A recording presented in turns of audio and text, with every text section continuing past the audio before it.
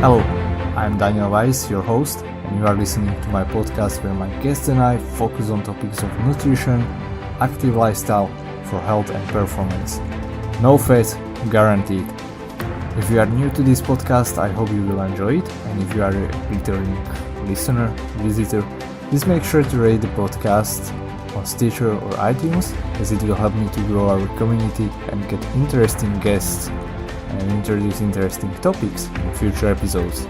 You are also welcome to join my Facebook group, which is linked in the show notes. Hello and welcome guys to the new episode of my podcast. My name is Daniel Weiss, and in this episode I talk with Chris Masterjohn. Chris is the person who makes an excellent job at making complex science understandable by a non-scientist like myself, so I can then put it into practice in my life and in my work with clients. So I believe no matter what your level of education in science and nutrition is, you will benefit from this talk, from this interview, this podcast episode, and from following Chris. In this episode we go over topics like Chris's background and why vegan diet did not work for him. He had some mental challenges, connection of vegan diet and other factors like lifestyle factors on mental disorders, specifically anxiety. We talk about zinc, which is the mineral that is specifically vegan related and many vegans can get deficient in it.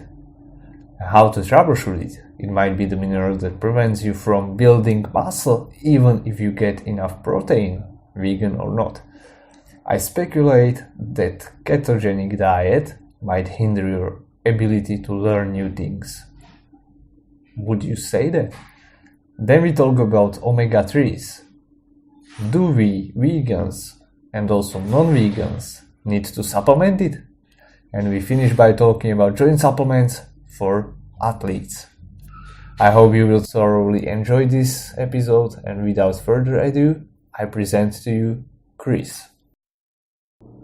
Okay, Chris, thank you for finding the time actually to share what you do best, what I believe you do best, and that is explaining the complex science and putting it into the words that we, like regular people, can understand it better. And I actually found one of your videos, and it was like,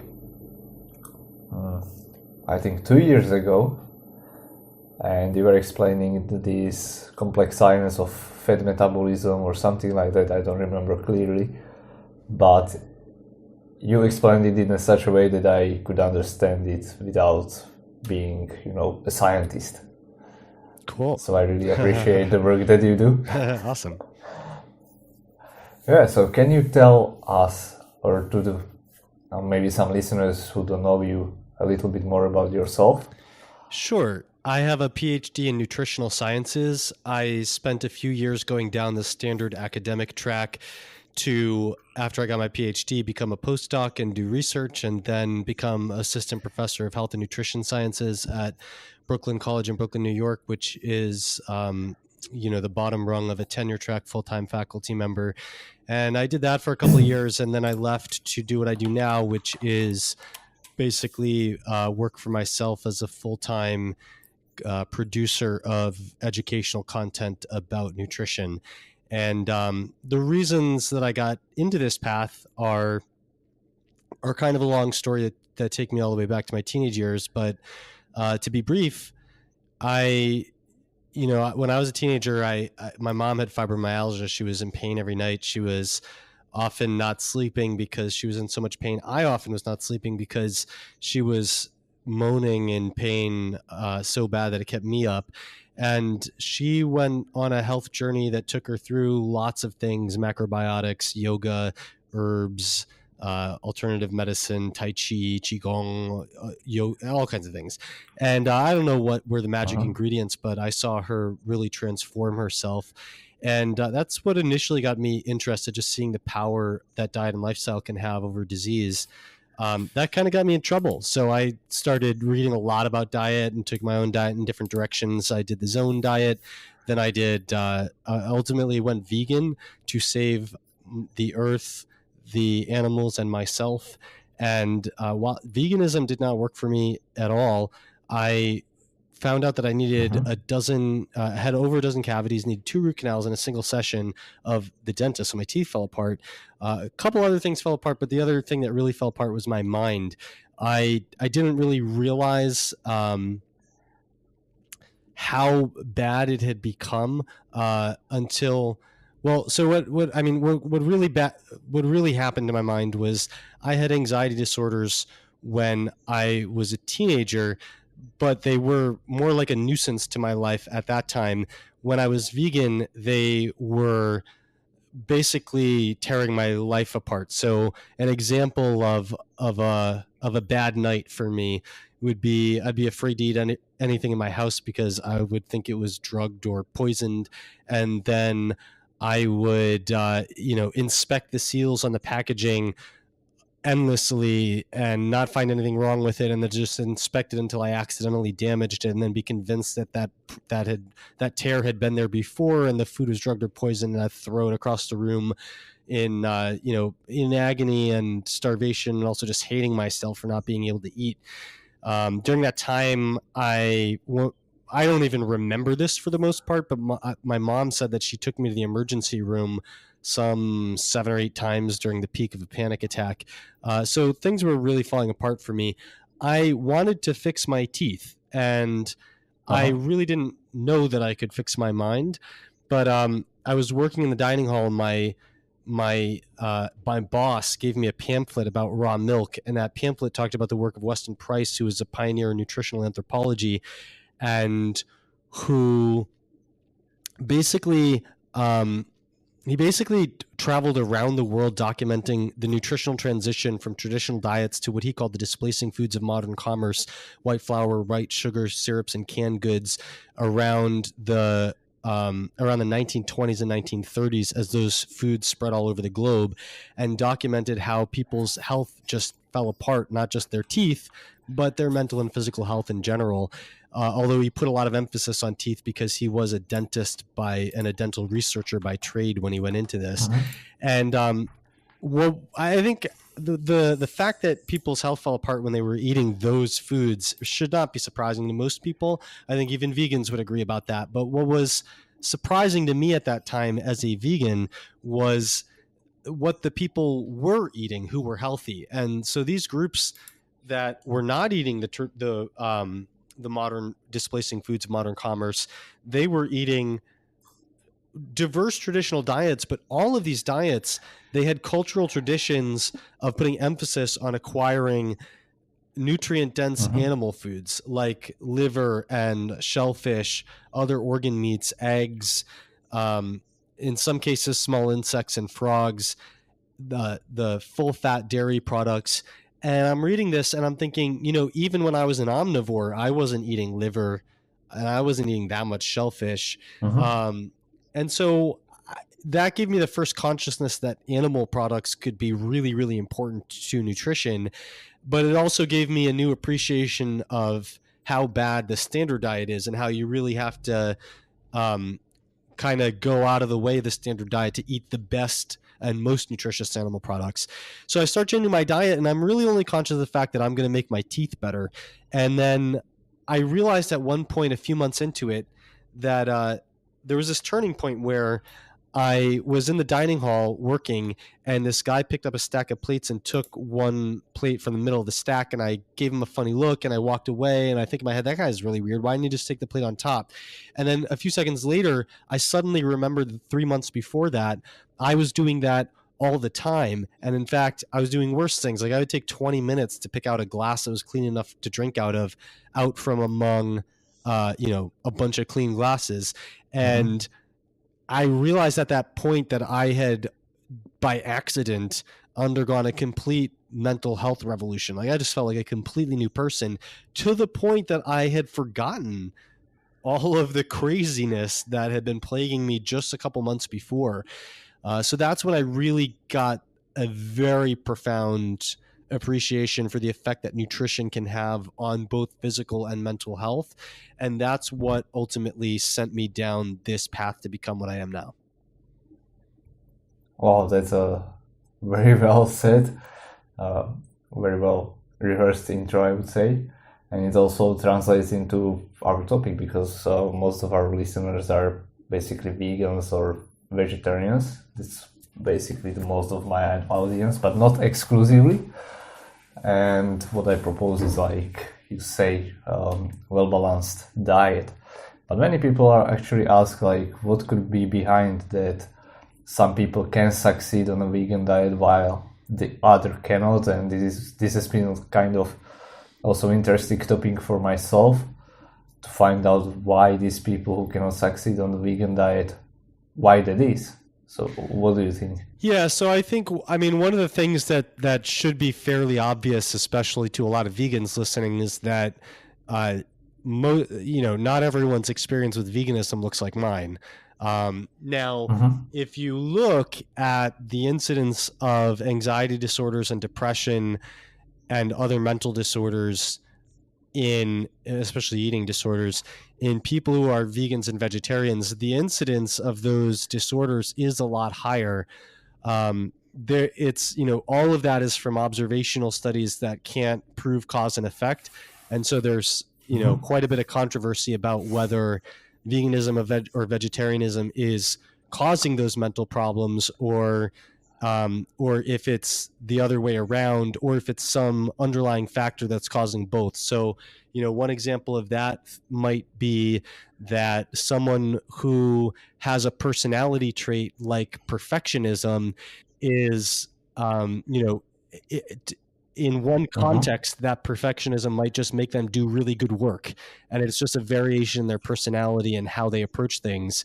But someone who likes to be perfectionist might seek out absolutes and might be more likely to become a vegetarian or vegan because they're identifying this pattern, like less animal products is good, and then they're perfecting that pattern by completely avoiding those foods.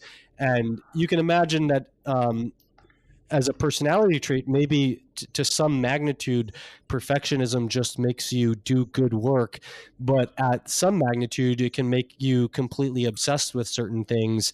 And that can lead to rumination on negative thought patterns, and other things that maybe are not the cause of anxiety or depression, but because the general pattern of taking thoughts and focusing on them so much and ruminating on ideals that can be one of the things that predisposes someone to develop anxiety or depression. So it could be something like that, but these aren't necessarily mutually exclusive. So there could be certain nutrients that are more easy to get from animal products, and there could be certain personality traits that predispose someone to vegetarianism or veganism. And then there could be certain genetic factors that predispose someone to anxiety disorders, and others that predispose someone to not be able to get nutrients that are important for preventing anxiety disorders from animal products. And it could be this perfect storm of 4 or 5 different factors that makes one person develop anxiety attacks when they're a vegetarian or a vegan, and if not all 4 things are in place, maybe some other person gets away fine with being a vegetarian and never has anxiety attacks. So it's likely to be that complicated, because everything in something as complex as the human mind is that complicated. But even the average person with a phobia or an anxiety disorder probably wasn't quite as bad as I was in my worst state, and also probably doesn't have as dramatic a response to the changes in food that I had. But there's just no way to really know what the incidence is, because we don't have very good prospective data on what happens in the journey of someone from the point of deciding to become vegetarian or vegan to the point where they do or don't succeed with it over time. And most of the data that we do have just asks people if they're vegetarian or vegan and looks at whether they have a mental disorder or something like that. We don't even really know what the dropout rate from vegetarianism and veganism is. There's very little data on, like, out of a random sample of 100 people who decide to become a vegan, how many of them stopped being a vegan after 6 years. Like, we don't have good data on that. And what's almost certainly the case is that people self-select their diets. Like, someone who feels terrible on a vegan diet is not likely to stay vegan for very long. And so it almost has to be the case that over the course of a few years, the people that are still vegan, who went vegan, are among the best people who are most suited to being vegan, simply because the ones who develop health problems or feel like crap they're just much more likely to stop being vegan in that time period. And so, to some extent, a lot of us who have different experiences are going to be talking past each other because like, the carnivore community is not made up of people who are predisposed to be doing really well on veganism, and the long-term vegan community is not made up of people who are predisposed to doing really well on carnivore. And so, to some degree, people are arguing about their experiences, and it's almost the case that it's not like there's a gene for being vegan or a gene for being carnivore, but it's almost certainly the case that the genetic background of these people and what they're predisposed to get, just things like how well do they convert beta carotene in plant products into retinol, the physiologically essential form of vitamin A that we all need, that is otherwise only found preformed without that conversion in animal products. Like, in all probability, long-term vegans who feel great on a vegan diet are very good at getting vitamin A from plant foods, and long-term carnivores who could never tolerate vegan and feel amazing when they just eat animal products are probably statistically not that great at getting vitamin A from plant foods. So in my particular case, I don't know the full answer, but I suspect that there's just a lot of these nutrients that require metabolic conversions where the form in the plant food is not the form that you need in your body. And probably there's just some of those that I'm really bad at making that conversion. And I have a sneaking suspicion that I have some kind of genetic impairment in synthesizing something that is really low in vegan diets, that is not found in the supplements that I was taking at the time, and that's really high in organ meats. Because like, when I got rid of my mental disorders, I didn't just go from vegan to standard omnivore. I was eating like a pound of liver per week, and eventually I transitioned into a diet where I was eating most of my meat as a small amount of liver and a large amount of heart. And so it just makes a lot of sense that there are several candidates that aren't considered essential nutrients, but things like certain form of vitamin B5, for example, lipoic acid, coenzyme Q10, carnitine, just various things that are really high in certain organ meats that are either absent in vegan diets or found in much lower amounts in vegan diets, and are not usually in your standard B complex or your standard multivitamins, especially in the cheaper forms. And I don't know what that is, but I think that probably someday I'll find it and I'll say, aha, this is the main reason why I had such a devastating experience. And I don't, and I know your audience is mostly vegan, I don't think that my experience automatically translates into the average vegan experience, but I do think that in kind of a canary in the coal mine way, it does provide a good reason for caution and good insights to say, this is what can happen in the worst case scenario. So let's study that and understand why sometimes things go wrong, so that we can design the best vegan diets that we can, and also look out for some of the potential problems that some people are going to face.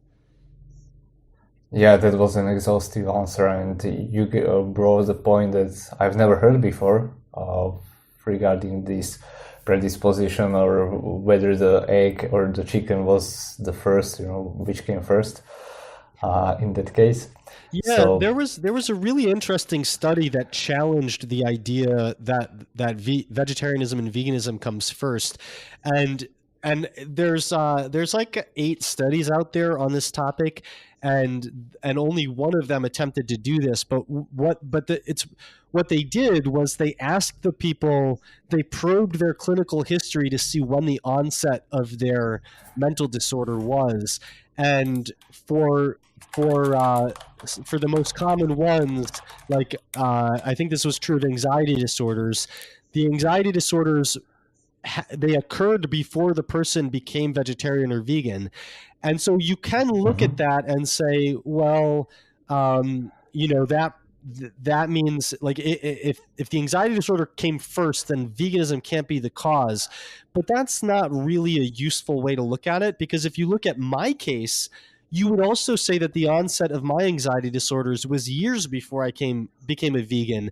But the operative thing isn't that, what came first. It's the fact that when I was a vegan, it got dramatically worse, to the point where instead of being a nuisance, it was devastating. And when I started eating lots of liver and other organ meats and lots of other nutrient-dense animal foods, it disappeared, right? So the fact that it's the chicken and egg is not really it's not really a useful model, right? Because we know, like, so we can question, like, evolutionarily and historically which was the first, but we always know that for any given chicken, you have to start with the egg, and becoming an egg always causes becoming a chicken.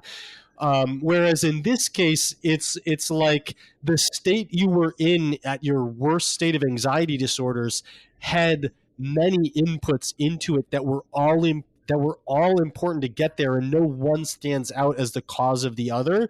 And it's just that when I was 13 and I had some level of anxiety disorder and I had a mediocre diet that did have animal products in it, and then when I was 21 and my specific vulnerabilities for nutrient deficiencies were surrounding nutrients that were harder to get on vegan diets and very abundant in organ meats, then the way those factors changed was this hugely important factor that I personally, my brain does best on organ meats and worst on veganism. Suddenly that became the operative thing that was different in that mix. But it's still a mix. It's still a recipe for, with multiple ingredients that can be there or not be there.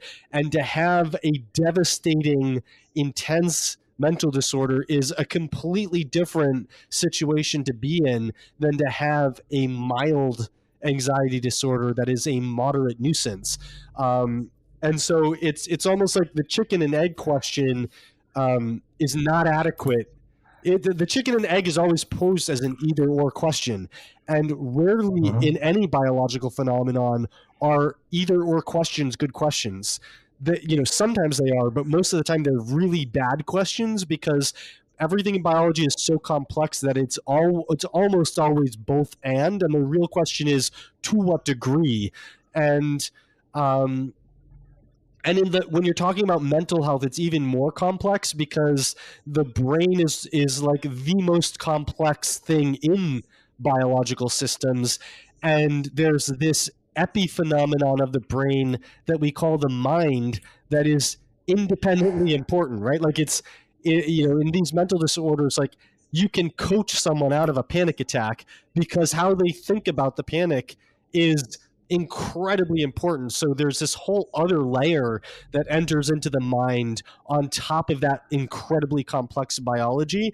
And so, an either or question like chicken or egg came first is just so far removed from how you should be approaching that it just it's not that useful. And yet I would say I think you inadvertently hit on a major point here, which is one of the most harmful concepts that is incredibly pervasive across nutrition, is that is the tendency for everyone to always ask either or questions as if two things are Yes. mutually exclusive when they almost never are.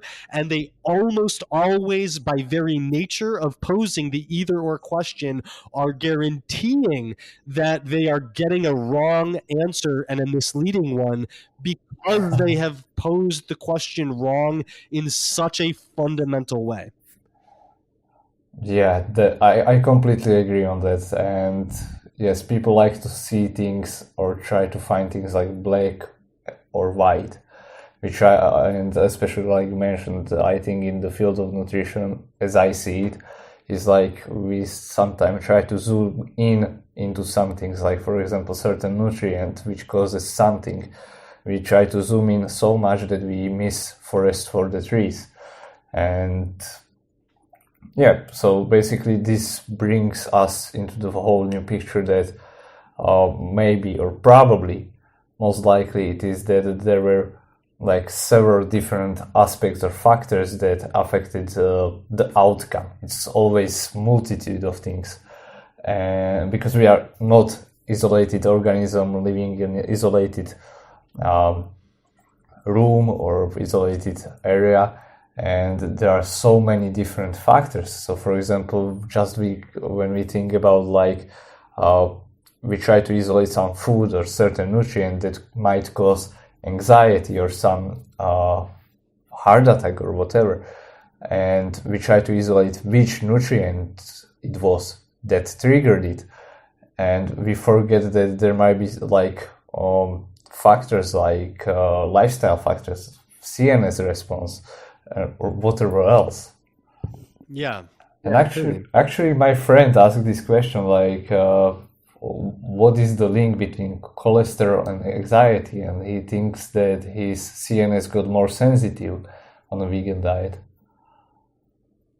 Well, my total cholesterol was 106 milligrams per deciliter when I was a vegan, which is, well, I've never heard of anyone else having that low cholesterol, except for people who have, or at least carriers for genetic defects in cholesterol synthesis, and very low cholesterol levels. This is usually ignored, but very low cholesterol levels are associated with mental problems, especially aggressive suicide or violent suicide rather, and people who are, there's a very rare defect called Smith-Lemli-Opitz syndrome, which is a defect in cholesterol synthesis, and it's recessive, meaning you have to have both parents contribute to it to be classified with the disease.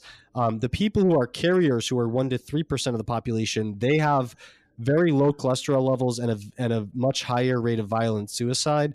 But having both of those genes to actually have the disorder, that is so harmful that most of the time it results in a miscarriage. And so even though 1 to 3% of the people in the population are carriers for it, only 1 in every 60,000 live births actually has that disease. And so it's rare, and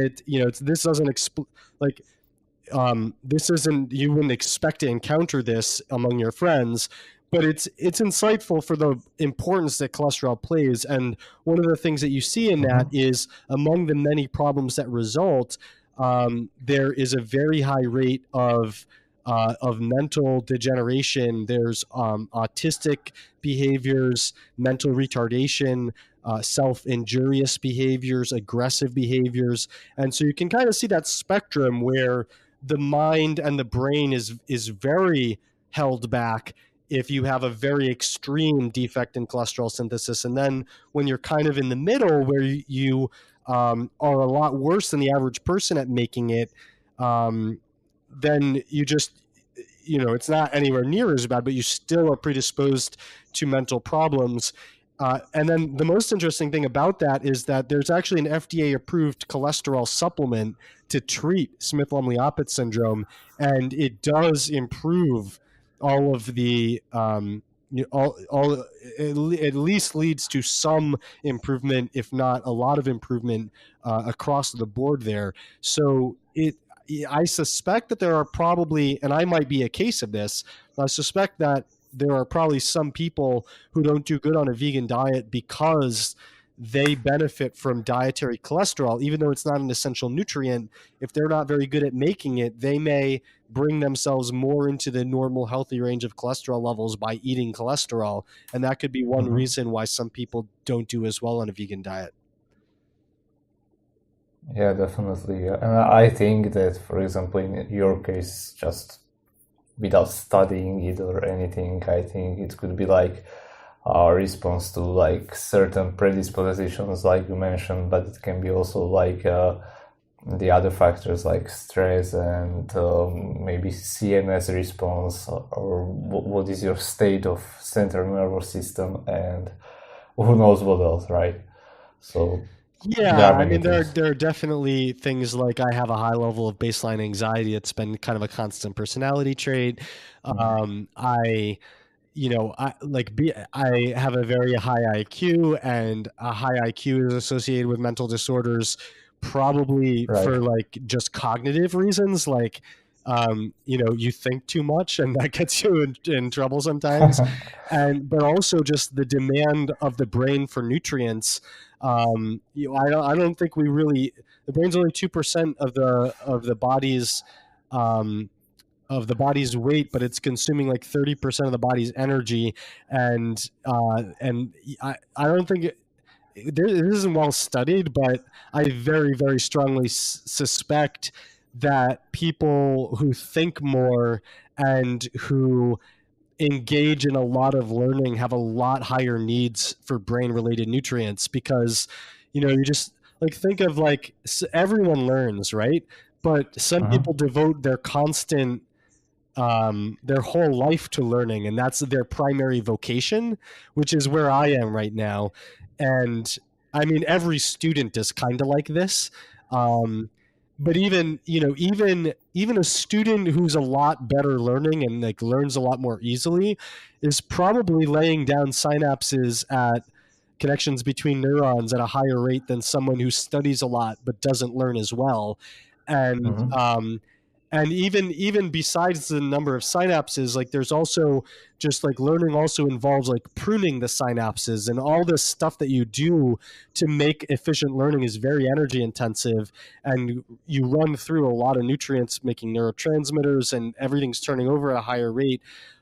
So just like someone with a higher IQ is probably requiring some nutrients more than someone with who has to work harder and doesn't learn as much even when they're a student. But even just if you compare students to non-students, like you spent 4 years making learning one of your primary vocations, but then you take someone like me, like my primary vocation right now is full-time learning, right? So I'm just stretching that high intensity demand for whatever those nutrients are, like across my whole life.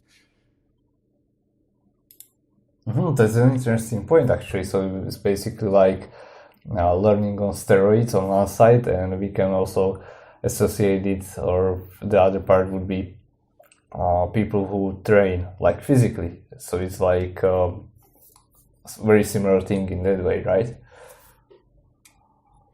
Yeah. From the perspective of nutrient that's an excellent point. Yeah. I mean, even without taking steroids, you do a workout that creates an anabolic stimulus that puts on muscle mass. You're going to require a lot more nutrients, but those nutrients are going to be biased towards things that you need to put on muscle mass. And, everyone knows that requires more protein, or most people do. There's a lot of underappreciated ones, though. For example, you're going to require more zinc in direct proportion to your muscle mass, and you're going to require the most zinc when you're actively creating new muscle mass. And there are other examples of that, but zinc is one of them. And so it's you could easily have someone that develops a zinc deficiency because they started bodybuilding. And if you're taking anabolic steroids to enhance the rate at which you're putting on lean muscle mass, then that's just all the more true under those circumstances. Yeah, so based on this, somebody who is maybe on a ketogenic diet might not be as a good learner. I'm sorry, what? Someone on a ketogenic diet is a good No, learner? yeah. Now, based on what you were saying, like basically, when you are learning, you need a lot of brain power, right? Okay. To learn efficiently, to burn through the synapses, and so on. And so basically, the primary fuel for the brain is glucose, right? So a person who is on a ketogenic diet might not be as good in learning.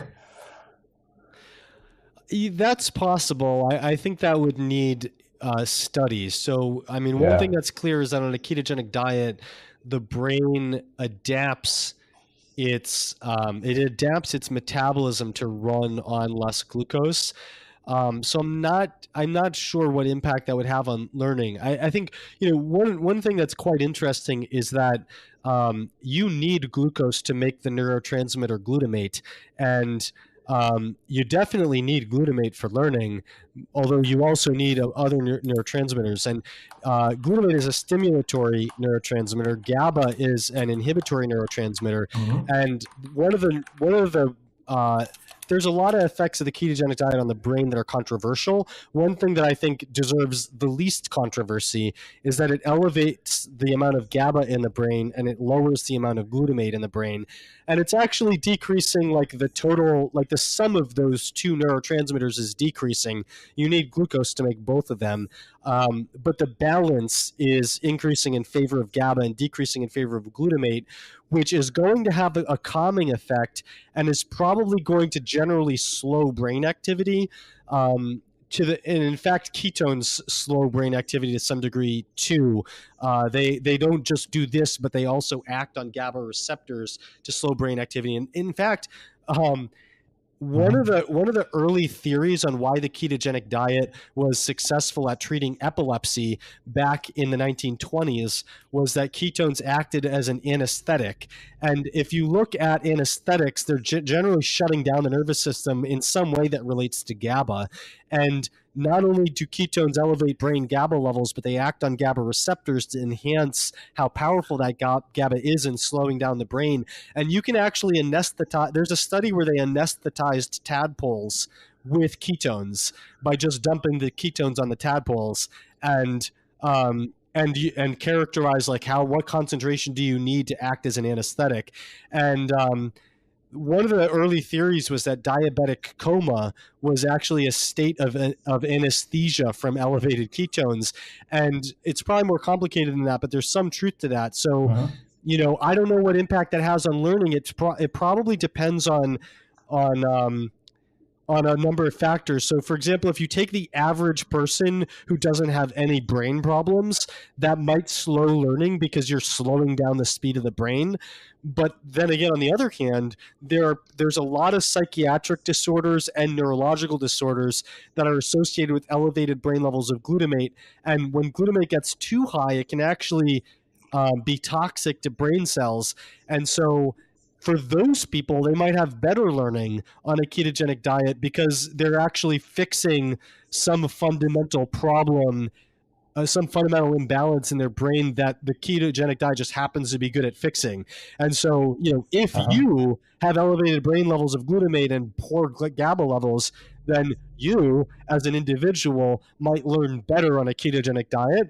But it goes back to the individuality that we were talking about before. Just because you can take a study of people who have a specific disorder and show that their brain is in a way better state on a ketogenic diet, that doesn't mean that the average person who just is totally healthy, they want to devote themselves to learning. It doesn't translate that because keto is good for the brain in a certain context, that person's going to learn more poorly on a ketogenic diet. And you may well be right that that person might learn more slowly on a ketogenic diet for those reasons.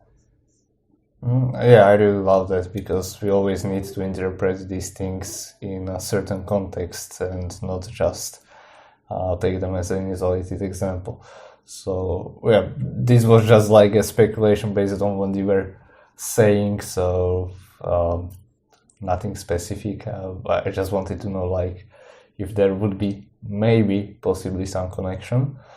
I didn't want to offend people who might be on a... Right, there could be. There very well could be. It's very interesting speculation. Yeah. So let's find out what we can speculate about next. No, but you I also love mentioned that speculating, so you also mentioned that, for example, now referring back to vegans, people who are on a vegan diet, that sometimes they have problems building muscle and they eat tons of proteins. I must say that also the quality of the proteins is great. They do the combination of amino acids, so they have full spectrum and everything. But you also mentioned that the need of zinc is increased in relation to the muscle mass, and we know that zinc is one of these problematic nutrients that is on a vegan diet. So, yeah, how could we troubleshoot that? yeah, I mean, if you look at zinc, the best sources of zinc are oysters, beef, and cheese. And the thing that hurts zinc absorption most is phytate, which is a compound found in whole grains, nuts, seeds, and legumes. And so, a diet high in animal products and low in whole grains, nuts, seeds, and legumes is going to lead to the highest zinc status. And a diet that's low in animal products and high in whole grains, nuts, seeds, and legumes is going to lead to the lowest zinc status. And that doesn't mean that clinical zinc deficiency is likely to happen to most people who go vegan, but it's certainly a problem area, and it makes sense to troubleshoot. And one thing that you have to be conscious of is if you're looking at sources of zinc that are vegan, some of the most important vegan sources of zinc are whole grains, nuts, seeds, and legumes, where the absorption happens to be very low. And so it can be quite misleading to just look at where is the zinc in foods. Like Yeah. certain seeds are really high in zinc, but the absorption is not necessarily that high. So troubleshooting it, I think you can take it at a few different levels. So first of all, if you are going to eat a diet that's mostly whole grains, nuts, seeds, and legumes, then sprouting them and fermenting them and sourdoughing them and soaking them overnight in warm water are all different ways that you can reduce the amount of phytate and increase your ability to absorb the zinc in those foods.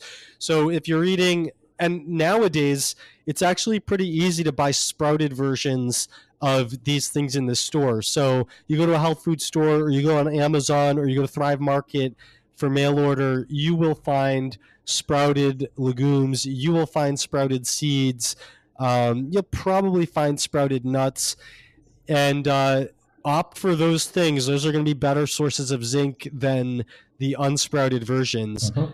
If you want to, if you're the kind of person to kind of like DIY your home cooking, then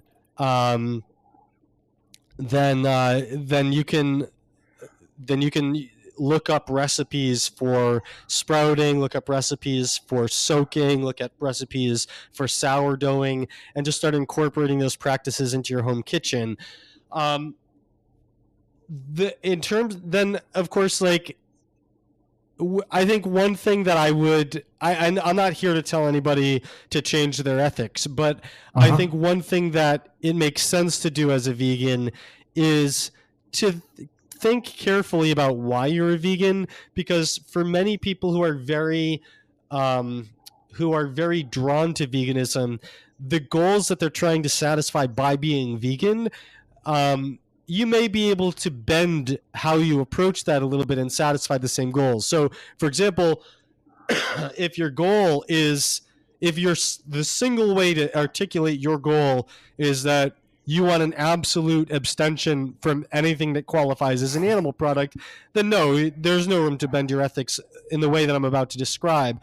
But if your goal is that you want to minimize animal suffering, or that you don't want to eat anything with a face, or that there's some level of pain or reactivity in an animal where you want to draw the line, then I would encourage you to think about whether you can incorporate eating oysters into your diet within your ethical framework, because I think you could make a very compelling case that oysters don't have more of a capacity for suffering than plants do.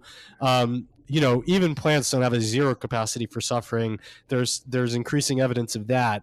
But whatever that level is, oysters probably don't surpass it, and they certainly don't have a face. They certainly don't interpret their feelings the way that we do, and the way that a cat or a dog almost certainly does, based on the way that they react to the things to the way we treat them. And even if your goal is totally health related, like Tickle and Campbell, who wrote the China study, he argued that the reason you should be vegan is because the optimal amount of animal products in the diet is 2% or less. And it's a lot easier to be vegan than it is to be, consistently dedicated to 2% animal products. But, that how you approach that really changes when you think about what that 2% can do for you. So, for example, if you ate like 1 or 2 oysters or clams, like 1 oyster a day and 1 clam a day, you would do wonders for your B12, for your zinc, for your copper. That's not as important for vegans, but certainly your B12 and zinc, and quite a few other things, in fact. And you like 1 oyster and 1 clam a day is within Tickle and Campbell's 2% rule. So think about whether you can accommodate a small amount of some of the most nutrient dense animal products, because if you eat 1 oyster a day, suddenly and ideally you eat that oyster not with a meal that has whole grains, nuts, seeds, and legumes in it, so that you absorb all the zinc very well from that oyster. Then all of a sudden you don't need a supplement, right? But if you're not going to eat the oyster, and this is especially true if you're not doing whole grains, nuts, seeds, and sprouted versions of whole grains, nuts, seeds, and legumes, but really is true anyway. Ideally, you should take a zinc supplement or a multivitamin that has zinc, but or oyster capsules or something like that of oyster extract. But if you're not going to do that, or if your preference is not to do that unless you need to, then I would say you really want to look out for zinc deficiency and address it on an as-needed basis. So you try eating the properly prepared plant products, but then look out for the signs and symptoms of zinc deficiency. So generally the earliest one is patches of dry skin, and then after that, you might start experiencing a sore throat more often, getting sick more often, maybe progressing to diarrhea more often. Acne is often a more advanced form of the skin problem after patches of dry skin. So if you start seeing those things come about, then you might want to put 2 and 2 together and say, I'm on a dietary pattern that's low in bioavailable zinc. I'm developing signs and symptoms of zinc deficiency. Maybe now is the time to take a zinc supplement. Yeah, definitely. I really love that approach. Actually, it's like I'm vegan by choice, by myself, but not like 100%. So, for example, like you mentioned oysters. Well, honestly, I haven't had oysters because I don't live near the sea. That's my choice. But I have, from the ethical standpoint, nothing against backyard chicken eggs, right? For example, and yeah, some people do have some reservations against these things, and they would not eat anything that is animal or comes from the animal, like, let's call them dogmatic vegans. I don't want to offend anybody here, but there are some other things that like vegan people can get deficient in. Sometimes people, or one of these possible deficiencies is iron, zinc we already mentioned.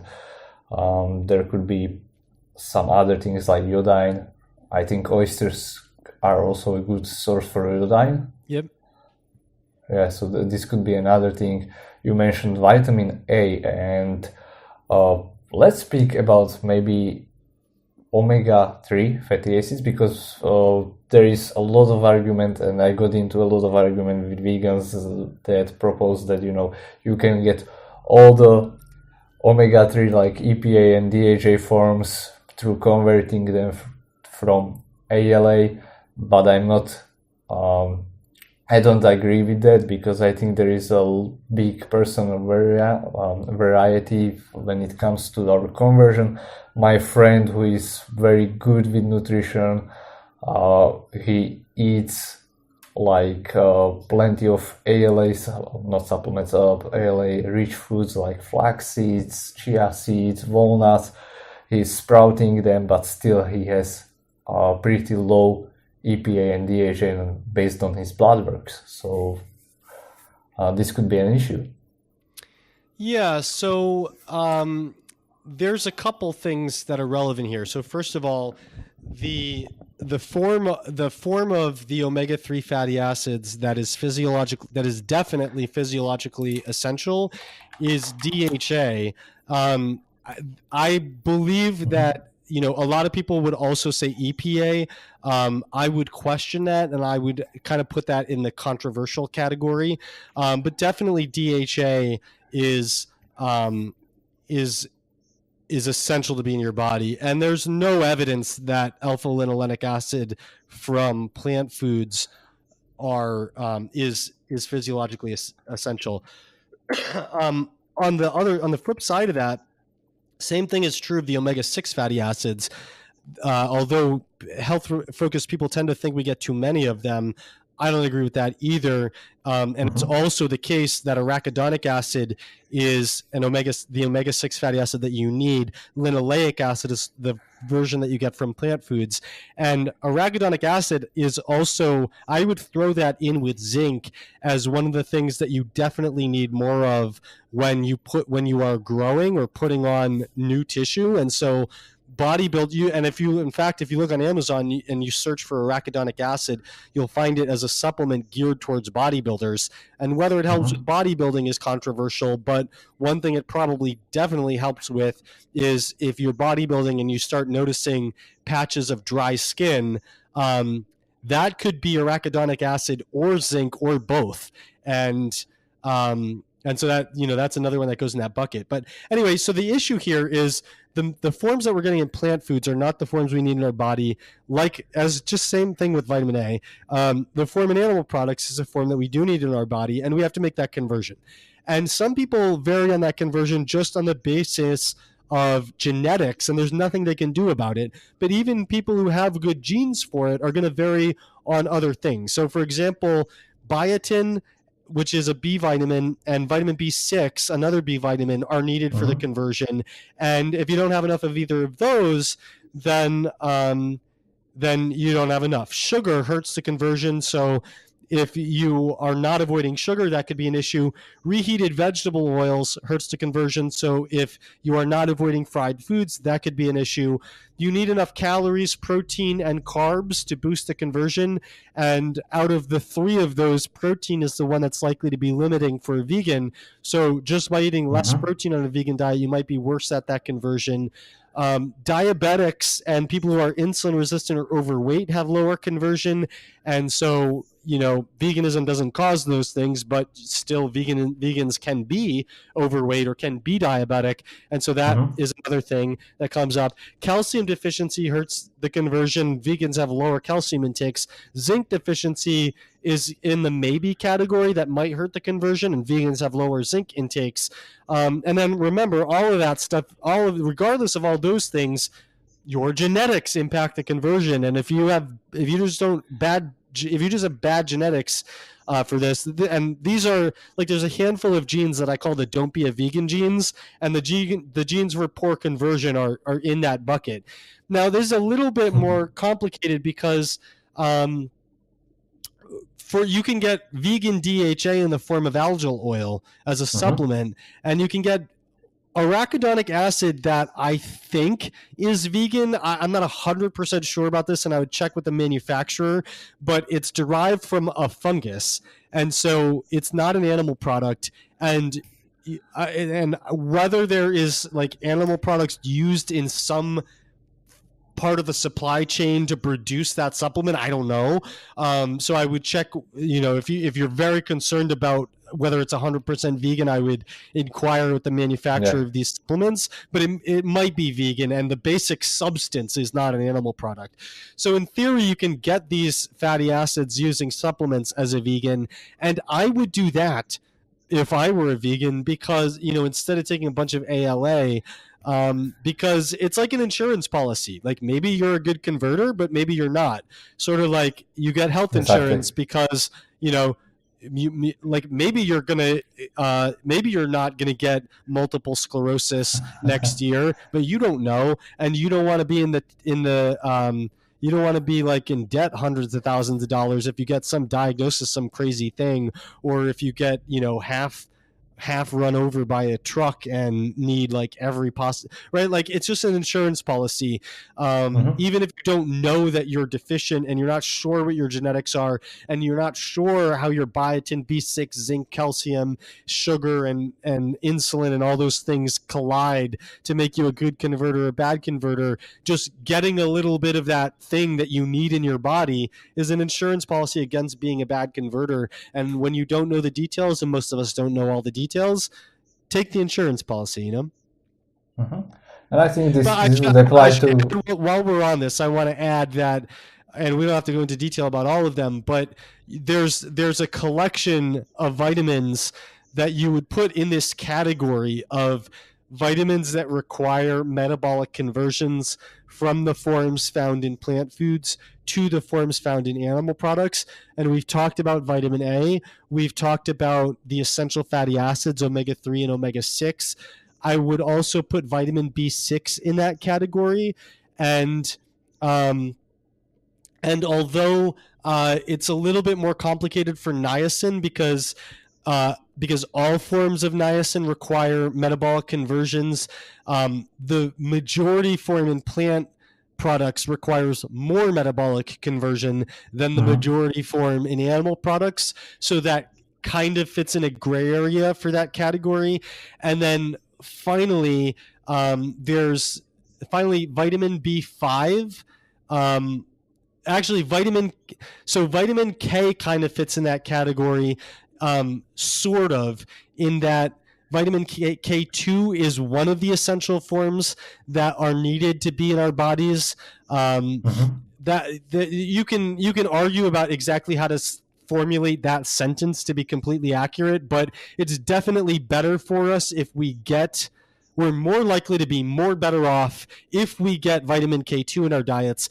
And you can get vitamin K2 from fermented plant products, but it's easier to get it from animal products, and not all vegans eat fermented plant products. So it sort of like deserves an honorable mention in this bucket. And then finally, vitamin B5 is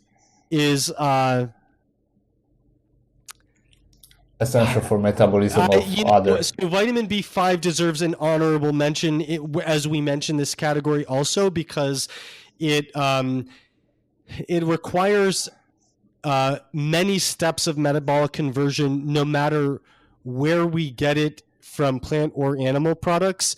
But the foods that are very, very high in it are all foods that are basically animal products. And so, although it doesn't really fall into that bucket of being in one form in a plant product and another form in animal products, I actually suspect, like, one of the candidates that I'm considering for why I did so poorly on a vegan diet is that this is a special case where the food form is the form that you need in your body, and no supplement on the market at all contains the food form. And that food form is a lot higher in animal products than plant products, especially in animal products that I was eating during my recovery, like liver, for example, or heart. And so, you know, organ meats are very, very high in this. And so, you know, if you're a vegan, you're eating less of the food form. And if you're bad at making the metabolic conversions, you take supplements and you're not getting the benefit from those supplements. And so then when you eat animal products that are higher in natural food form B5, you benefit from that. And if you eat liver, which is really high, you benefit from that. It's only an honorable mention, though, for the reasons I just stated. It's the same form in plant and animal products, but also nutritional yeast is even unfortified nutritional yeast is very, very high in it. And so if you are a vegan and you do eat nutritional yeast, you sort of have checked that box. But again, a lot of vegans don't eat nutritional yeast, so it does deserve mentioning. Yeah. But really, just to summarize, really strictly speaking, the ones that are just flat out different in plant products versus animal products that do require metabolic conversions, that are just unambiguously in this category, are the essential fatty acids, vitamin A, and vitamin B6. Those are the big ones. Yeah, definitely. And I think that omega-3 specifically are very important for like general population. And that's just based on the fact that we and in the Western cultures or standard American diet, it's very rich in omega-6, and Yeah, this can hinder the conversion, and also it can hinder the absorption rate, right? Yeah, exactly. Yeah, I agree. Yes. So just like we were mentioning, for people who follow vegan diet, to have an insurance policy of getting omega-3 supplements, I would say anybody should supplement with it to some extent. Let's say, I don't know, like one pill, what is it, like 250 milligrams every 3-4 days. What do you think? I'm sorry, can you repeat that one more time? Yeah, I was just saying that just as an insurance policy, like everybody should supplement with some omega-3, like maybe one pill is 250 milligrams. Yeah, yeah, right. So yeah, I'm sorry, I misheard the amount. So yeah, I think as an insurance policy for someone who doesn't have a specific problem that they're treating, then a capsule with 250 milligrams ish is perfectly good and adequate. There definitely is evidence that for the treatment of psychiatric disorders, and there's a handful that this applies to, and there's a handful that are undergoing more research. But generally speaking, ADHD, autism, age-associated memory loss, migraines, and depression are the things that fall into this category. Those things might require higher doses, up in the order of 2 grams of omega-3 fatty acids per day. And that's in most cases, it's probably DHA that's most important. In the case of depression, this deserves to be controversial, but there's some data indicating that EPA is more important. But yeah, I mean, if you're trying to treat those, you have to be open to the possibility that you would need more. But if you're not specifically trying to treat those, then just one capsule of, vegan DHA, 250 or 300 milligrams is going to be plenty. Yeah, and one more thing that came to my mind regarding the conversion rates is like, I don't have any data to support this, but I suppose that, like you were mentioning, if we need to metabolize some of these vitamins, minerals, mostly the vitamins, to convert them into our form that our body can use, for example, from ALA to DHA and so on, beta carotene to vitamin A, then this process can be hindered also by the physical activities. For example, athletes who exhaust themselves and constantly train, they have some performance goals, might be poor converters based on the physical exhaustion. Yeah, that might be the case.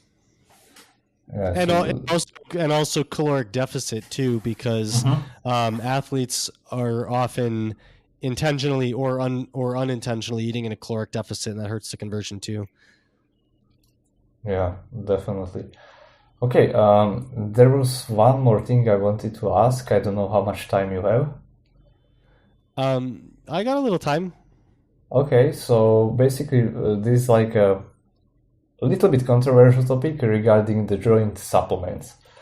And I'm in a community of runners and endurance athletes, and they often asked, like, should I take these joint supplements, or is it like throwing money out? Based on my research, it seems like, well, let's put it into the context of a personal. If you don't have problems, you don't necessarily need to take them. But do they even work for prevention? Like chondroitin, glucosamine, these kind of supplements, because I haven't found anything that would. I'm sorry, for what specific supplement? Are you asking about supplements in general? For joint supplements, yeah, joint supplements for runners to prevent like damage of the cartilage and joint. Oh, joint supplements. Is that what you said? Yes. Joint supplements? Sorry if I pronounced it wrong. Yeah, I'm sorry. No worries. I don't know. I have not reviewed the data on clinical endpoints for joint supplements. In principle, it makes sense that they would work, and you have to be careful with whatever clinical trials are out there, and I haven't reviewed them yet, but I mean, you have to be careful of what we were saying at the beginning, which is that often what doesn't work for the average person might still be important for some people. And so I don't know. I genuinely don't know the answer to that. I have studied collagen more than I've studied some of the other ones. And in the case of collagen, we don't really have any data on actually improving joint issues clinically, but we do know that gelatin, which is not vegan, taken before 15 grams of gelatin taken about a half hour before exercise with a little vitamin C does improve collagen synthesis in the tendons, and that whether that translates into improved joint health is something that deserves more study, but at least in principle suggests that there are some joint related nutrients that do help.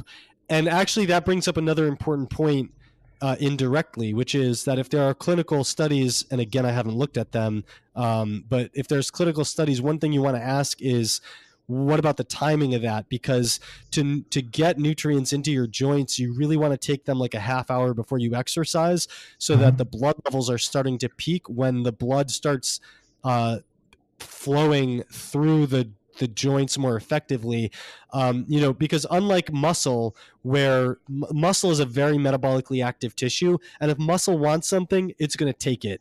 And that's because there's such a high rate of energy metabolism that muscle is perfectly okay with investing a lot of energy sucking up things from the blood, to accumulate them, which is like that process. It requires energy. It requires a lot of decision making. So you need a lot of regulatory capacity to say, do I need more glucose now? Do I need less glucose now? To get something into the muscle is fairly easy, regardless of timing. Like, yeah, sure, maybe you absorb your creatine more in the post-exercise period or whatever, but like if you just take things fasting, you're going to get it into muscle. That's not really true with joints, because they don't really have a sophisticated, energy-intensive, highly regulated way to take up things when they need them. They just kind of like soak up things more passively than muscle does. And so taking something like that a half hour before exercise is going to be a way to say, like, how can we actually get this delivered to the joint? And so, it may be the case that there's again, I didn't look at the data, but let's suppose that there's a dozen clinical trials on whether glucosamine sulfate improves joint health, and meta-analysis shows that in net the pooled analysis doesn't look convincing of that. You have to ask, like, well, what if you took it before exercise? Would that change the result? So it's just something to consider. Yeah, basically the trials that I looked into, or the meta studies, they showed the improvement after the damage has already been done. So basically to relieve the pain and to help healing, but not in a preemptive state like an insurance policy. So that will be that does make sense. But the other part of that is that it's a like, if you take the principle that a nutrient is only going to help people who need it, then it's really hard to find who needs it in the general population, especially if you don't have a good marker of status for that thing, and especially if you don't even try. Like if you take a random series of people and you say, can we prevent joint problems by giving all of them this thing? You're not doing anything to narrow down the population to the people that need it. Whereas if you're trying to fix joint pain, you're actually doing that by accident, because by narrowing your population to the people who have joint pain, you're vastly increasing the probability that those people needed that substance to prevent their joint pain, and that's why they have joint pain now. And so, one interpretation of that is that you can fix the thing, but you can't prevent it. But another interpretation of that is that you could prevent it if you found those people who had the joint pain 10 years before they had the joint pain, but it's just so hard to figure out who in 10 years is the best candidate for that preventative therapy. And it's too blunt of a tool to say everyone take this. Yeah, definitely. And how would you know that it works or if it doesn't work, for prevention? I mean, what you would want to do with that is you have to work backwards from the problem. So if you can come up with a blood marker that accurately separates people who have joint problems from people who don't, then you can start looking at the predictive the suitability for that as a predictive marker to see who will develop joint problems over time. And then you can try to take whatever markers there are and see if any of them are actually, is there a supplement that treats that marker? And if so, does it treat that joint problem? If so, suddenly that marker is now a marker for who needs that supplement. And the thing is, that takes a lot of time, right? Like it's real easy to take 1,000 people and give them a supplement or randomize them to not get the supplement and see what happens over 6 months. It's harder to do that over a few years, but it's way harder to do everything I just said, because that requires multiple studies, some of which require multiple years, all of which are going to be done in series as you develop knowledge over the course of years to do the studies, some of which take years, right? So it's going to be a while before we get to the point that we can do that. And sometimes it's so complicated to do that if there's not a convincing amount of data that you'll be able to do it, and just no one winds up doing it because there's just so many things that need to be studied and such little grant funding to go around. It's just real hard to make the case when you're relying so intensively on speculation and you don't have a good enough preliminary data. But with the right resources, you could do that over time. Yeah, that's an excellent answer. And I really appreciate your time, Chris, that you found and that you shared all these important things, and also different kind of view you brought definitely into the conversation regarding the veganism, and anxiety and mental problems, disorders, and all of these things, at least for me. And I believe that it's enlightening for all the people who are listening, and also people who would like to learn more from you, because you have an amazing course, or is it an ebook regarding the nutrition or nutrients, vitamins that you mentioned. Yeah, I have two things that I think would be great for people. So I have you could call it an ebook. I prefer to think of it as a system. So Testing Nutritional Status, the Ultimate Cheat Sheet. It's sold as a digital book. There's a PDF, a print-friendly PDF that has page numbers. The regular PDF is hyperlinked to make it easier to click around in. And there's also a format available for Kindle and for iBooks for Apple users.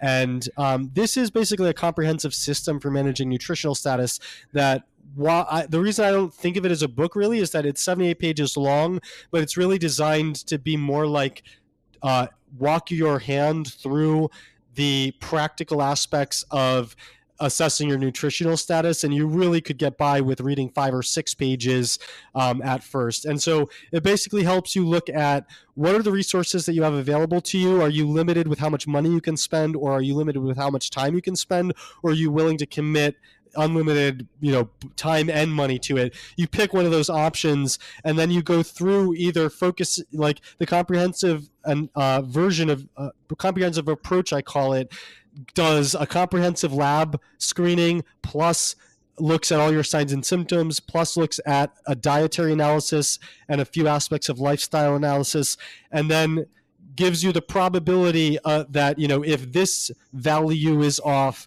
go here, and narrows down what parts of it you should read to develop an action plan.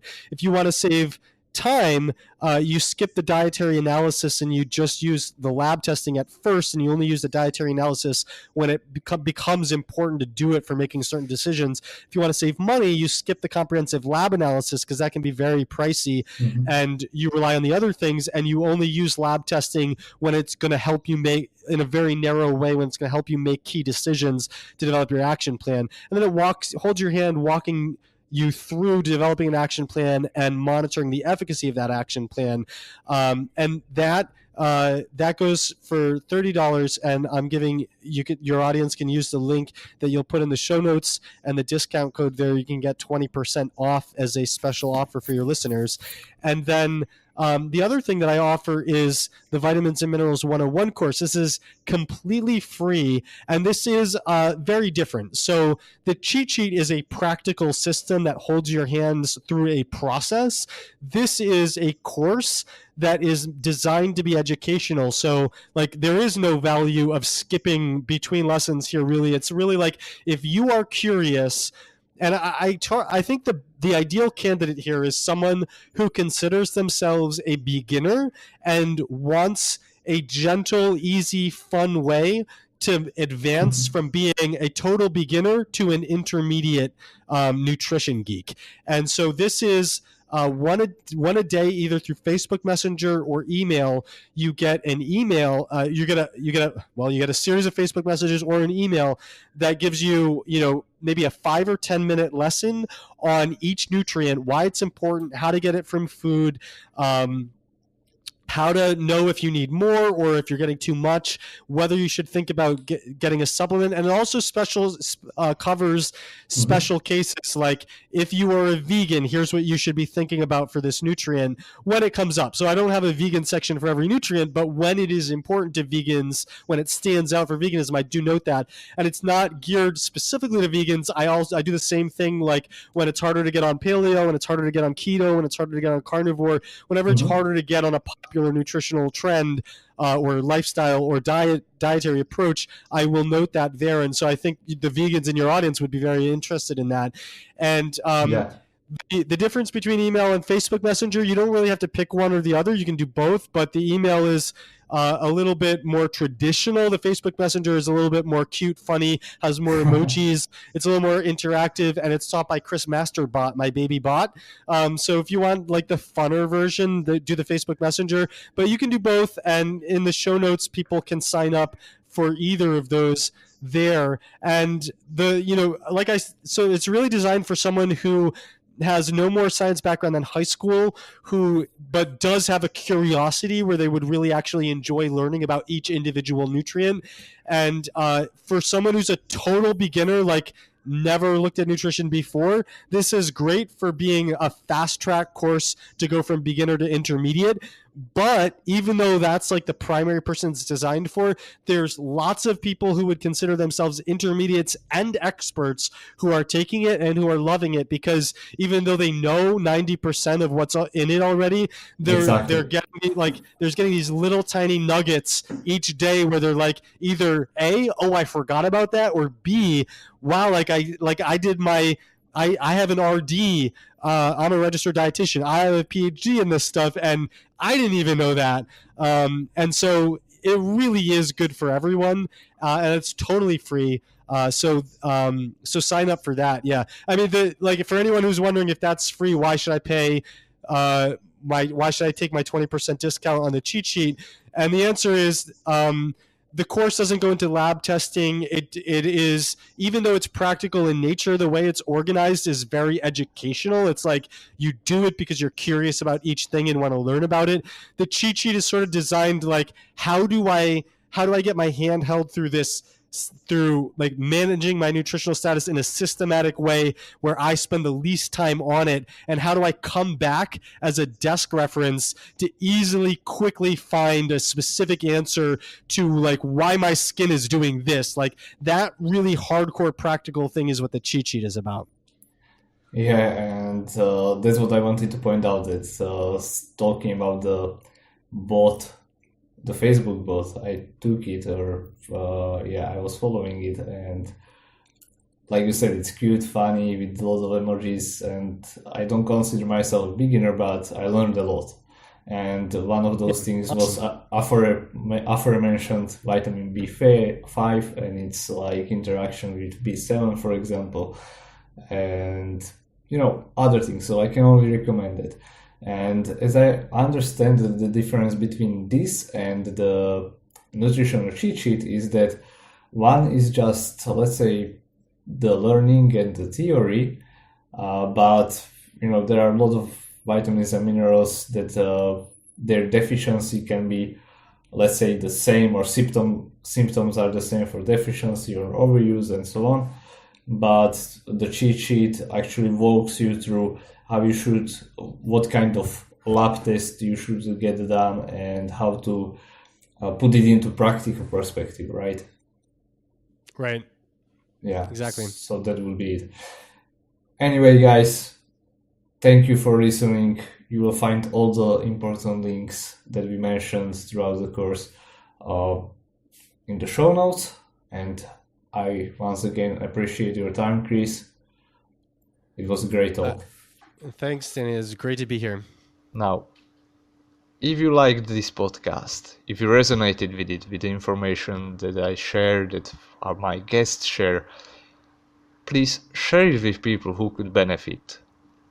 You will help me grow the community and allow me to share the inspiration, and maybe even transform somebody's lives, maybe even someone's from your close circle you wouldn't even consider.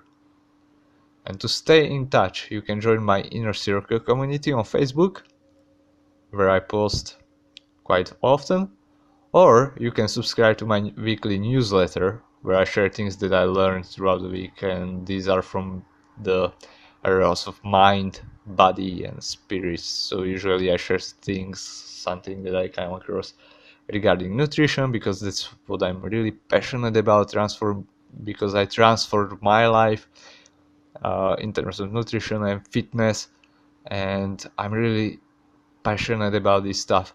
On the other hand, from the also mind perspective, there I share sometimes, like also articles, but things that didn't make it to the blog because they were too short. But there can be tips like how to get up on your schedule, or how to be more productive, or also from dating and relationship areas, which I'm very passionate about. So you can make sure that that one email that I send a week, that it will be packed with information that are actionable and that you can use in your everyday life. So to stay in touch, just follow the links for the newsletter and for the Facebook group that I share in show notes. And alternatively, I will also let you know my website address if you are listening to this and you don't have access to show notes, and that is danweiss.eu. So once more, Dan, WEISS.eu. So see you there. Looking forward to have some comments from you, to have a feedback, and see you next time.